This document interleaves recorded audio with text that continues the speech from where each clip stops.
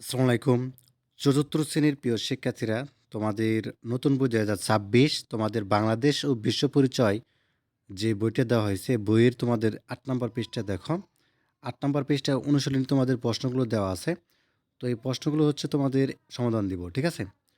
তো যাই হোক, প্রথম অধ্যায়ের তোমাদের হচ্ছে অনুশীলনী ৮ নম্বর পৃষ্ঠায় এগুলো তোমাদেরকে করতে হবে। সঠিক উত্তর বাছাই করতে হবে। শূন্যস্থান রয়েছে, সত্য মিথ্যা রয়েছে, এরপর হচ্ছে সংক্ষিপ্ত প্রশ্ন রয়েছে এবং বর্ণনামূলক বা বড় প্রশ্ন রয়েছে। তো শুরুতে দেখো, সঠিক উত্তর বাছাই রয়েছে। তো ১ নম্বর প্রশ্ন বলছে যে, নিচের কোনটি পরিবেশকে সতেজ ও আরামদায়ক করে? ঠিক আছে? সতেজ আরামদায়ক করবে কোনটি? গাছপালা। কি হবে? গাছপালা। গাছপালা তোমাকে হচ্ছে সতেজ এবং হচ্ছে আরামদায়ক করবে। আর বায়ু দূষণের কারণ কোনটি? বনায়ন, নগরায়ন, ফসল উৎপাদন, নদী খনন। এই যেটা নগরায়ন। ঠিক আছে? নগরায়ন হবে তোমাদের সেকেন্ড উত্তর। আচ্ছা, এরপরে দেখো তোমাদের এখানে সঠিক শব্দ বসিয়ে শূন্যস্থান পূরণ করো। ঠিক আছে? খ নাম্বারে।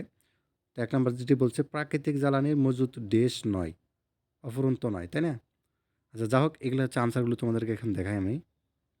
আচ্ছা, তাহলে খেয়াল করো তোমাদের হচ্ছে ১ নাম্বার যেটি হবে এটি হচ্ছে তোমাদের এখানে বলছে অফুরন্ত নয়। তাই না? প্রাকৃতিক জ্বালানির মজুত অফুরন্ত নয়। পাহাড় ও গাছপালা কাটার ফলে ভূমিধস হয়। তাই না? ভূমিধস হবে। মাটির ছাঁকনির মতো কাজ করে বৃষ্টির পানিকে বিশুদ্ধ করে। তো যাক, এই ৩ টা হচ্ছে তোমাদের শূন্যস্থান। এগুলো হচ্ছে এখানে পূরণ করে দেওয়া আছে। এগুলো হচ্ছে দেখে নাও। আচ্ছা। আচ্ছা, এখন দেখো তোমাদের সত্য মিথ্যা রয়েছে গ নাম্বারে। সত্য হলে স আর মিথ্যা হলে মি বসায় দিব। আচ্ছা, প্রথমটা দেখো, উপকূলীয় অঞ্চলে বাঁধ দিয়ে চিংড়ি চাষ করলে মাটির লবণাক্ত কমে যায়। এটা হচ্ছে মিথ্যা। ঠিক আছে? মি হবে। ১ নাম্বারটা দিবা মি। এবং প্লাস্টিকের বোতল জলাশয়ে ফেললে পানি দূষণ হয়। এটা স হবে। ঠিক আছে? ২ টা স হবে, মানে সত্য। আর ৩ নাম্বারটা, সৌরশক্তি ব্যবহার পরিবেশের জন্য ক্ষতিকর। এটা হচ্ছে মি হবে। ঠিক আছে? মিথ্যা। আর প্রাকৃতিক পরিবেশের সংরক্ষণ আমাদের কর্মকাণ্ডের উপর নির্ভর করে। এটা সত্য। ২ টা স দিবা। ঠিক আছে? আচ্ছা, এরপর দেখো তোমাদের হচ্ছে সংক্ষিপ্ত প্রশ্ন রয়েছে বোর্ড বইয়ের। তো আমাদের জীবনে সূর্য কিভাবে গুরুত্বপূর্ণ ভূমিকা রাখে? তো তুমি দিবা সূর্য সকল শক্তির প্রধান উৎস। তো সূর্যের আলো ও তাপ ছাড়া পৃথিবীতে জীবন সম্ভব হতো না। তো সূর্যের আলোতে সবুজ উদ্ভিদ খাদ্য তৈরি করে এবং সে খাদ্যের উপর মানুষ ও প্রাণী নির্ভর করে। আমরা সৌরশক্তি ব্যবহার করে বিদ্যুৎ উৎপাদন করি এবং বিভিন্ন কাজে লাগাই। সূর্যের তাপ পরিবেশকে উষ্ণ রাখে এবং আবহাওয়ার ভারসাম্য বজায় রাখে। তাই সূর্য আমাদের জীবনে অত্যন্ত গুরুত্বপূর্ণ ভূমিকা পালন করে। আচ্ছা, এরপর দেখো তোমাদের হচ্ছে এখানে ২ নাম্বার রয়েছে মাটি দূষণের ৩ টি কারণ। আচ্ছা, ৩ টা কারণ কি, কি? মাটি দূষণের একটি বড় কারণ হলো কৃষিকাজে অতিরিক্ত কীটনাশক ব্যবহার করে। এটা। ঠিক আছে? একটা দিবে হচ্ছে কৃষিকাজে অতিরিক্ত কীটনাশক ব্যবহার করা, একটা কারণ। আচ্ছা, তারপর দিবা এছাড়া সেখানে কি করা? পলিথিন, প্লাস্টিকের জিনিসপত্র ফেলে মাটি দূষিত হয়। এটা একটা কারণ। আর ইট তৈরির জন্য মাটি কেটে নেওয়া কৃষি জমি নষ্ট হয়। এটাও একটা কারণ। এই ৩ টা কারণ দিবা।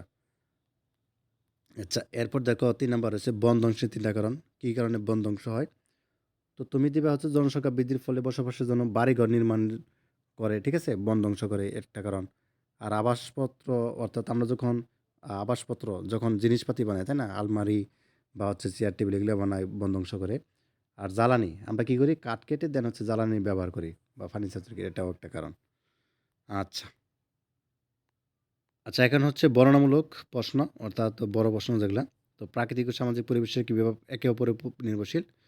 তো তুমি হচ্ছে দিবা প্রাকৃতিক পরিবেশ, সামাজিক পরিবেশ একে অপরের সঙ্গে গভীরভাবে সম্পর্কযুক্ত এবং মানুষ প্রাকৃতিক পরিবেশ থেকে খাদ্য, পানি, বাতাস, জ্বালানি ও আশ্রয় পায়। মাটিতে ফসল উৎপাদন হয়, নদী, জলাশয় থেকে মাছ পাওয়া যায় এবং সূর্যশক্তি সরবরাহ করে। কাজে বুঝতে পারলাম এই প্রাকৃতিক এবং সামাজিক একে অপরের উপর নির্ভরশীল। এটুকু দিয়ে দিলেই হবে। আচ্ছা, ২ নম্বর প্রশ্নটা রয়েছে, প্রাকৃতিক পরিবেশ সংরক্ষণে তোমরা কী, কী ভূমিকা পালন করবে? তা লেখো। তো তুমি দিবা প্রাকৃতিক পরিবেশ সংরক্ষণে আমাদের সবাইকে সচেতন হতে হবে। আমরা সেখানে ময়লা, প্লাস্টিক, পলিথিন ফেলবো না। বেশি করে গাছ লাগাবো এবং অপ্রয়োজনীয় গাছ কাটবো না। পানি, বিদ্যুৎ অপচয় করবো না। এটুকু দিয়ে দিলেই হবে।